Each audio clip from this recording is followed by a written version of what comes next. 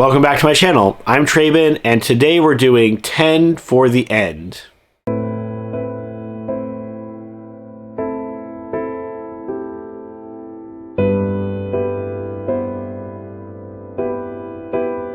And by the end, I of course mean 10 books to read before the end of the year.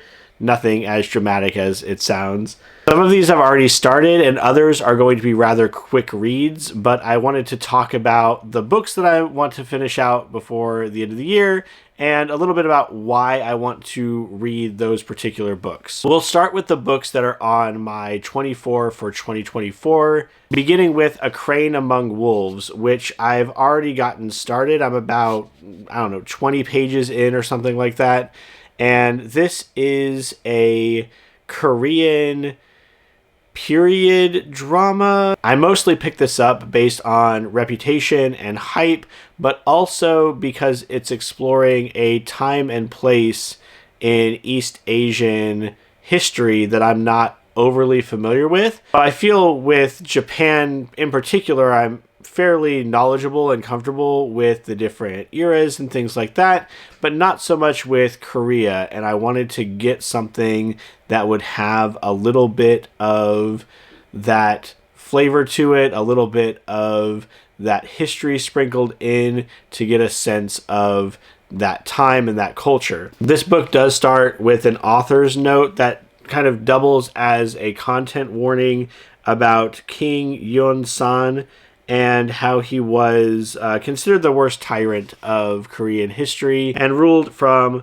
1495 to 1506. So it gives you a rather narrow window of when this story is happening. It does mention that the king's despotic behavior doesn't really begin until after the death of his mother. It'll be interesting to see how that real life historical figure bleeds into the fiction of this text and what role he's going to play in the overall story. The main plot here centers around a character who is trying to reconnect with her sister, who's been taken as a concubine or lady in waiting for this king.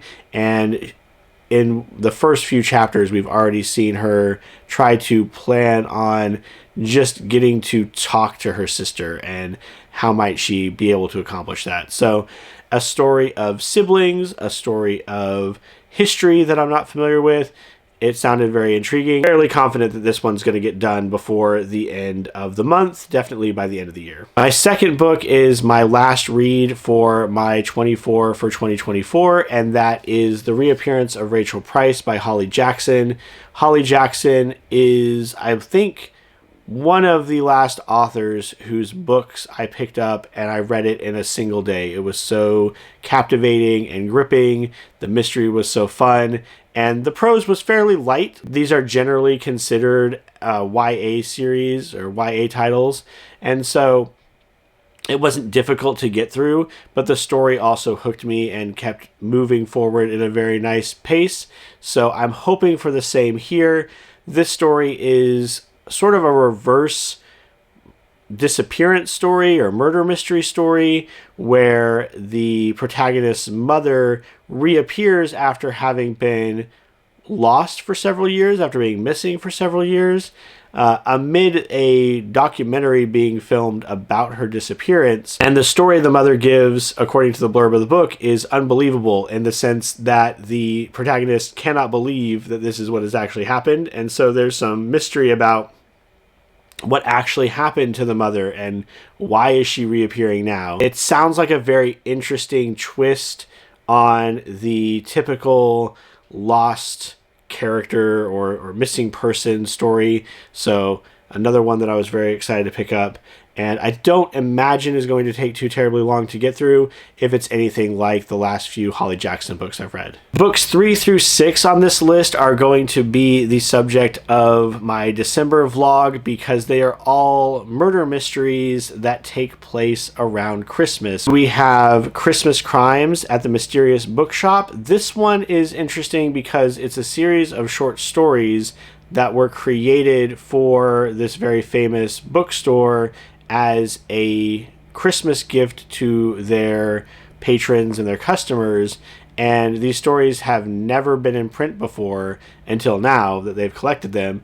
This is a practice that's been going on for 45 years. Basically, all the stories need to have in common is that they take place sometime around Christmas, that they involve a bookstore, and that a crime of some sort happens or allegedly happens within each of the stories. So I think having a short story collection at the end of the year will be very nice and very refreshing after the very massive books that I've been reading recently. So definitely looking forward to this one. Up next, we have The Christmas Appeal, which, yes, is a take off of The Appeal, which I recently did a video for, trying to figure out the mystery of it. This is going to be another epistolary story where the entire narrative is delivered via emails and messages and things between the characters with no direct scenes per se. And it will be another one that hopefully you are able to crack and put together. It is my fervent hope that due to its reduced size, because this again is a novella, that I will be much better able to parse what's happening in this one and sift through the clues and figure out the answer to this mystery. Whoever makes these decisions about the covers for The Appeal has definitely learned their lesson with The Appeal here. So we have one Christmas play, one Dead Santa. Everyone's a suspect. Don't put a number on it, because I'm going to get upset when you tell me it's 15 and there's 27 characters. Next, we have another novella based off of a novel series that I've been picking up over the last couple of years, and that is Everyone This Christmas Has a Secret by Benjamin Stevenson. I will be completely honest in saying that I didn't even look at what the plot was for this one. I just knew that it was another one in the ongoing series that he's doing, and that it was a novella, so that it will be a little bit shorter, a little bit breezier to read through, and I'm hoping has the same kind of meta-narrative humor that the series is known for, and that I found enjoyable in both Everybody in My Family Has Killed Someone and Everybody on This Train Is a Suspect, both of which I gave 5 stars, so I have high hopes for this one. Finally, for the Christmas murder novels, we have Murder on the Christmas Express by Alexandra Benedict. This is a new to me author, although they seem like this is kind of their niche. There were several of this author's books on display tables at the Barnes & Noble. One of the workers at the store actually overheard me talking about picking up these other books and came over and handed me one of the other, I think there was a Jigsaw Christmas puzzle one, or Jigsaw Murder or something like that. And was just saying, like, hey, I heard you were talking about these Christmassy murder novellas or murder novels. You might want to pick this one up. And so we didn't end up picking up that. We ended up picking up this one just because it sounds like it might be a take off of Murder on the Orient Express. And this is another interesting one that has an extra gimmick on top of just the book. There's additional puzzles within the book.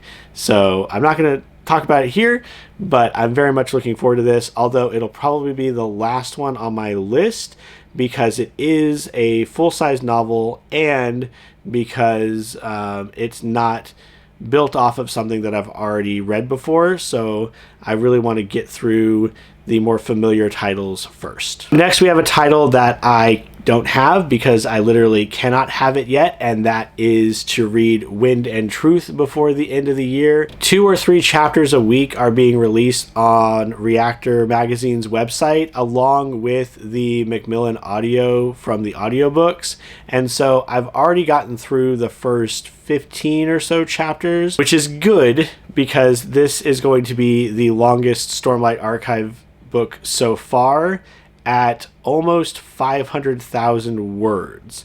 And so I'm hoping by getting through the first 34 chapters, I think, will be released by the time the book actually hits shelves, that will give me a head start when the book comes out to be a few hundred pages in to what is seeming like it's going to be a massive 12 to 1400 page book. Books 8 through 10 are graphic novels. Some are continuations of series that I started earlier this year and really enjoyed, and some are books that I picked up earlier in the year and then kind of forgot about. Number 8 is A Guest in the House, which is something I think I picked up back when Summerween was happening, so much earlier this year, and then I think we put it on a shelf and I just kind of forgot about it.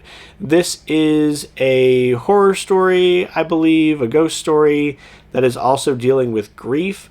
I've heard nothing but positive things about it, and just flipping through the pages, it's very clear that there is a stark contrast between the more realistic black and white images of the kind of domestic situation this woman finds herself in, and these colored images of a knight fighting a dragon with just these really crazy colors, really vibrant atmosphere that is going to be very striking against the black and white of the rest of the title. Here's the interior cover just for another example of what the colored art on the inside looks like. So it's not only very colorful, but also a bit creepy, and has all these tattered edges and seems very ephemeral and weird. Books 9 and 10 are just a couple of Skybound titles. We've got Void Rivals Volume 2 and Transformers Volume 2. I've had reviews for both of these in the past, enjoyed both, definitely liking the resurgence of a Transformers comic on the shelves, and the Void Rivals I've talked about, I feel is a very good offshoot comic. Not a whole lot of crossover between these two as far as I've read, but I do know that that is coming, and I'm very much looking forward to it. And so these will be the last few that I want to get through this year. And that is my 10 before the end of 2024. I feel like, given that there's only about 5 weeks of the year left, that having a few comics on there and novellas makes me a lot more confident that I'm actually going to get through these titles. Thanksgiving break started today, so I've got all next week off of work to hopefully have some additional time to focus on reading and getting these titles under my belt before the end of the year.